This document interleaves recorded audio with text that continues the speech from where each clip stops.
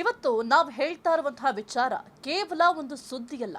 ಇದು ಸಮಾಜದ ಸ್ವಾಸ್ಥ್ಯದ ಪ್ರಶ್ನೆಯಾಗಿದೆ. ನಿಮ್ಮ ಕೈಲಿರೋ ಮೊಬೈಲ್ ಫೋನ್ ನಿಮ್ಮ ಖಾಸಗಿ ಆಸ್ತಿ ಅಂತ ಅನ್ಕೊಂಡಿದ್ದೀರಾ? ಅದರಲ್ಲಿ ನೀವು ಏನೇ ನೋಡಿದ್ರು ಯಾರಿಗೂ ಗೊತ್ತಾಗಲ್ಲ ಅಂತ ಅನ್ಕೊಂಡಿದ್ದೀರಾ? ಹಾಗಿದ್ರೆ ಈ ಸ್ಟೋರಿ ನೋಡಿ ನಿಮ್ಮ ಮೈ ಜುಮ್ ಅನ್ನೋದು ಗ್ಯಾರಂಟಿ. ಮಕ್ಕಳ ಮೇಲಿನ ದೌರ್ಜನ್ಯ ತಡೆಯಲು ಈಗ ಹೈಕೋರ್ಟ್ ಅಸ್ತ್ರವನ್ನ ಪ್ರಯೋಗ ಮಾಡಿದೆ. ಮಕ್ಕಳ ಅಶ್ಲೀಲ ವಿಡಿಯೋ ನೋಡೋದು, ಸೇವ್ ಮಾಡೋದು ಇನ್ನು ಮುಂದೆ ಕೇವಲ ಚಟ ಅಲ್ಲ, ಅದು ಅಕ್ಷಮ್ಯ ಅಪರಾಧ. ಫೋಕ್ಸೋ ಕಾಯ್ದೆಯಡಿ ನೀವು ಕಂಬಿ ಎಣಿಸೋದು ಫಿಕ್ಸ್. ಈ ವಿಕೃತ ಮನಸ್ಥಿತಿಗೆ ಬ್ರೇಕ್ ಹಾಕಲು ನ್ಯಾಯಾಲಯ ನೀಡಿರೋ ಆ ಐತಿಹಾಸಿಕ ತೀರ್ಪಿನ ಕಂಪ್ಲೀಟ್ ಮಾಹಿತಿಯನ್ನ ನಿಮಗೆ ನಾನು ನೀಡ್ತಾ ಹೋಗ್ತೀನಿ. ಸಮಾಜದ ಕಣ್ಣನ್ನ ಕೆಂಪಾಗುವಂತಹ, ಮನುಕುಲವೇ ತಲೆ ತಗ್ಗಿಸುವಂತಹ ಘಟನೆಗಳು ನಮ್ಮ ಸುತ್ತಮುತ್ತ ನಡೀತಲೇ ಇದೆ. ಪುಟ್ಟ ಪುಟ್ಟ ಕಂದಮ್ಮಗಳ ಮೇಲೆ ನಡೆಯೋ ದೌರ್ಜನ್ಯಗಳು ದಿನದಿಂದ ದಿನಕ್ಕೆ ಹೆಚ್ಚಾಗ್ತಲೇ ಇದೆ. ಎಷ್ಟೇ ಕಠಿಣ ಕಾನೂನನ್ನ ತಂದ್ರು, ಎಷ್ಟೇ ಜಾಗೃತಿ ಮೂಡಿಸಿದ್ರು, ಈ ಕಾಮುಕರ ವಿಕೃತ ಬುದ್ಧಿ ಮಾತ್ರ ಬದಲಾಗ್ತಾ ಇಲ್ಲ. ಇದಕ್ಕೆಲ್ಲ ಮುಖ್ಯ ಕಾರಣ ಏನು ಗೊತ್ತಾ? ಇತ್ತೀಚಿನ ದಿನಗಳಲ್ಲಿ ಮೊಬೈಲ್ ಫೋನ್ಗಳಲ್ಲಿ ಮಕ್ಕಳ ಅಶ್ಲೀಲ ಚಿತ್ರಗಳು ಮತ್ತು ವಿಡಿಯೋಗಳನ್ನು ನೋಡುವುದನ್ನು ಕೆಲವರು ಚಟ ಮಾಡಿಕೊಂಡಿದ್ದಾರೆ. ಇದೇ ವಿಷಯಕ್ಕೆ ಸಂಬಂಧಿಸಿದಂತೆ ಈಗ ಹೈಕೋರ್ಟ್ ಒಂದು ಅತ್ಯಂತ ಮಹತ್ವದ ಮತ್ತು ಐತಿಹಾಸಿಕ ತೀರ್ಪನ್ನ ಕೊಟ್ಟಿದೆ. ನಿಮ್ಮ ಮೊಬೈಲ್ ನಿಮ್ಮ ಖಾಸಗಿ ಆಸ್ತಿಯಾಗಿರಬಹುದು, ಆದರೆ ಕಾನೂನು ಬಾಹಿರ ಅಂಶಗಳನ್ನ ಹೊಂದುವ ಹಕ್ಕು ಈ ದೇಶದ ಯಾವ ನಾಗರಿಕನಿಗೂ ಇಲ್ಲ ಅನ್ನೋದನ್ನ ನ್ಯಾಯಾಲಯ ಸ್ಪಷ್ಟವಾಗಿ ಸಾರಿದೆ. ಈ ಇಡೀ ಪ್ರಕರಣ ಶುರುವಾಗಿದ್ದು ಕೇರಳದ ತ್ರಿಶೂರು ಜಿಲ್ಲೆಯ ಕಿಲ್ಲನೂರು ನಿವಾಸಿ PJ ಬಿನೋಜ್ ಎಂಬ ವ್ಯಕ್ತಿಯಿಂದ. ಈತನ ಮೊಬೈಲ್ನಲ್ಲಿ ಮಕ್ಕಳ ಅಶ್ಲೀಲ ಚಿತ್ರಗಳು ಮತ್ತು ವಿಡಿಯೋಗಳು ಪತ್ತೆಯಾಗಿದ್ವು. ತನ್ನ ವಿರುದ್ಧ ದಾಖಲಾಗಿದ್ದ ಈ ಫೋಕ್ಸೋ ಪ್ರಕರಣವನ್ನ ರದ್ದುಗೊಳಿಸಬೇಕು ಅಂತ ಈತ ಹೈಕೋರ್ಟ್ ಮೆಟ್ಟಿಲೇರಿದ್ದ. ಆತ ವಾದ ಮಾಡಿದ್ದು ಏನು ಗೊತ್ತಾ? ನನ್ನ ಮೊಬೈಲ್ನಲ್ಲಿ ವಿಡಿಯೋಗಳಿದ್ದಿದ್ದು ನಿಜ, ಆದರೆ ನಾನು ಅದನ್ನು ಯಾರಿಗೂ ಕಳಿಸಿಲ್ಲ, ಯಾರ ಜೊತೆಗೂ ಶೇರ್ ಮಾಡಿಕೊಂಡಿಲ್ಲ. ಹಾಗಾಗಿ ನನ್ನ ಮೇಲೆ ಫೋಕ್ಸೋ ಅಥವಾ IT ಕಾಯ್ದೆ ಅನ್ವಯಿಸೋದಿಲ್ಲ ಅಂತ ಆತ ವಾದ ಕೂಡ ಮಾಡಿದ್ದ.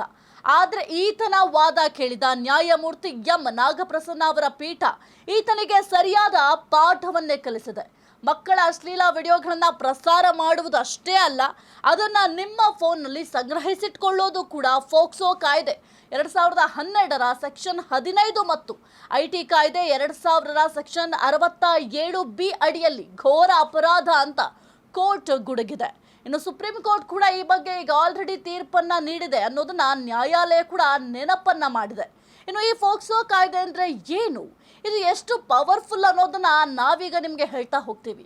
ಮಕ್ಕಳ ಮೇಲಿನ ಲೈಂಗಿಕ ದೌರ್ಜನ್ಯ ತಡೆಯಲು 2012ರ ನವೆಂಬರ್ 14ರಂದು ಈ ಜಾರಿಗೆ ತರಲಾಯಿತು. ಅಂದ್ರೆ ಮಕ್ಕಳ ದಿನಾಚರಣೆ ಎಂದೇ ಈ ಕವಚವನ್ನ ಮಕ್ಕಳಿಗೆ ನೀಡಲಾಯಿತು. 2019ರಲ್ಲಿ ಇದಕ್ಕೆ ಮತ್ತಷ್ಟು ತಿದ್ದುಪಡಿ ತಂದು ಮಕ್ಕಳ ಮೇಲಿನ ಕ್ರೂರ ಲೈಂಗಿಕ ದೌರ್ಜನ್ಯಕ್ಕೆ ಮರಣದಂಡನೆ ವಿಧಿಸುವಷ್ಟು ಕಠಿಣಗೊಳಿಸಲಾಗಿದೆ. ದೇಶಾದ್ಯಂತ 770ಕ್ಕೂ ಹೆಚ್ಚು ಫಾಸ್ಟ್ ಟ್ರ್ಯಾಕ್ ವಿಶೇಷ ನ್ಯಾಯಾಲಯಗಳನ್ನು ಇದಕ್ಕಾಗಿಯೇ ಸ್ಥಾಪನೆ ಮಾಡಲಾಗಿದೆ. ಫೋಕ್ಸೋ ಕಾಯ್ದೆಯ ಪ್ರಕಾರ ಯಾವುದೇ ವ್ಯಕ್ತಿ ಮಕ್ಕಳ ಅಶ್ಲೀಲ ವಸ್ತುಗಳನ್ನ ತನ್ನ ಬಳಿ ಇಟ್ಕೊಂಡ್ರೆ ಅಥವಾ ಅದನ್ನ ಬೇರೆಯವರಿಗೆ ತೋರಿಸುವ ಉದ್ದೇಶದಿಂದ ಸಂಗ್ರಹಿಸಿದ್ರೆ ಅದು ಶಿಕ್ಷಾರ್ಹ ಅಪರಾಧ. ಮೊದಲ ಬಾರಿ ಸಿಕ್ಕಿಬಿದ್ರೆ ದಂಡದ ಜೊತೆ ಜೈಲು ಶಿಕ್ಷೆ, ಕಟ್ಟಿಟ್ಟ ಬುತ್ತಿ. ಇನ್ನು ಪದೇ ಪದೇ ಇಂಥದ್ದೇ ಕೃತ್ಯ ಎಸಗಿದ್ರೆ ಶಿಕ್ಷೆಯ ಪ್ರಮಾಣ 10 ಪಟ್ಟು ಹೆಚ್ಚಾಗತ್ತೆ. ಇನ್ನು ಅಂಕಿಅಂಶಗಳನ್ನ ನೋಡಿದ್ರೆ ನಿಜಕ್ಕೂ ಭಯ ಆಗತ್ತೆ. ದೇಶದಲ್ಲಿ ಪ್ರತಿ ವರ್ಷ ಸುಮಾರು 80,000ದಿಂದ 90,000 ಹೊಸ ಫೋಕ್ಸೋ ಪ್ರಕರಣಗಳು ದಾಖಲಾಗ್ತಾ ಇದೆ. ನಮ್ಮ ಕರ್ನಾಟಕದ ಸ್ಥಿತಿಯಂತೂ ಇನ್ನೂ ಆತಂಕಕಾರಿಯಾಗಿದೆ. 2024ರಲ್ಲಿ ಒಂದೇ ವರ್ಷ ಕರ್ನಾಟಕದಲ್ಲಿ 4,000ಕ್ಕೂ ಹೆಚ್ಚು ಕೇಸ್ಗಳ ಫೈಲ್ ಆಗಿದೆ. ಅಂದರೆ ನಮ್ಮ ರಾಜ್ಯದಲ್ಲಿ ದಿನಕ್ಕೆ ಸರಾಸರಿ 12ರಿಂದ 15 ಫೋಕ್ಸೋ ಪ್ರಕರಣಗಳು ವರದಿಯಾಗ್ತಾ ಇದೆ. ಫಾಸ್ಟ್ ಟ್ರ್ಯಾಕ್ ಕೋರ್ಟ್ಗಳ ಮೂಲಕ ಕೇಸ್ಗಳನ್ನ ಬೇಗ ಮುಗಿಸುವ ಕೆಲಸ ಕೂಡ ನಡೀತಾ ಇದೆ. 2025ರ ಅಂತ್ಯದ ವೇಳೆಗೆ ಸುಮಾರು 3.5 ಲಕ್ಷಕ್ಕೂ ಹೆಚ್ಚು ಹಳೆಯ ಪ್ರಕರಣಗಳನ್ನು ವಿಲೇವಾರಿ ಮಾಡಲಾಗಿದೆ. ಅಂದರೆ ಈ ಅಪರಾಧದ ಹರಡುವಿಕೆ ಎಷ್ಟು ದೊಡ್ಡದಿದೆ ಅಂತ ನೀವೇ ಊಹೆಯನ್ನ ಮಾಡ್ಕೊಳ್ಳಿ, ಯಾವ ರೀತಿ ಇದೆ ಅಂತ. ಇದುವರೆಗೆ ಒಂದು ರೀತಿಯ ಗೊಂದಲ ಇತ್ತು, ವಿಡಿಯೋ ನೋಡೋದು ಅಥವಾ ಡೌನ್ಲೋಡ್ ಮಾಡೋದು ತಪ್ಪ ಅಲ್ವಾ ಅಂತ ಜನ ಅಂದ್ಕೊಳ್ತಾ ಇದ್ರು.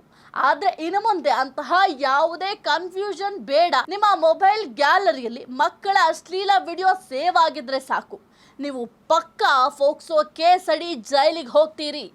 ಯಾರೋ ನಿಮಗೆ ವಾಟ್ಸಪ್ ಮಾಡಿದ್ದಾರಾ, ತಕ್ಷಣ ಅದನ್ನ ಡಿಲೀಟ್ ಮಾಡಿ, ಸಾಧ್ಯ ಆದರೆ ಪೊಲೀಸರಿಗೆ ದೂರು ನೀಡಿ. ಅದನ್ನ ಬಿಟ್ಟು ನಾನು ಯಾರಿಗೂ ಕಳಿಸಿಲ್ಲ ಅಲ್ವಾ ಅಂತ ಸೇವ್ ಮಾಡಿ ಇಟ್ಕೊಂಡ್ರೆ ಅದು ಅಕ್ಷಮ್ಯ ಅಪರಾಧ. ಮಕ್ಕಳ ಅಶ್ಲೀಲತೆಯನ್ನ ನೋಡುವುದು ಕೇವಲ ವೈಯಕ್ತಿಕ ಆಯ್ಕೆಯಲ್ಲ, ಅದು ಮಗುವಿನ ಮೇಲಿನ ದೌರ್ಜನ್ಯಕ್ಕೆ ಪ್ರಚೋದನೆ ನೀಡದಂತೆ. ನೆನಪಿರಲಿ, ನಿಮ್ಮ ಒಂದು ಸಣ್ಣ ವಿಕೃತ ಆಸೆ ಒಂದು ಮಗುವಿನ ಭವಿಷ್ಯವನ್ನ ಬಲಿ ಪಡೆಯಬಹುದು.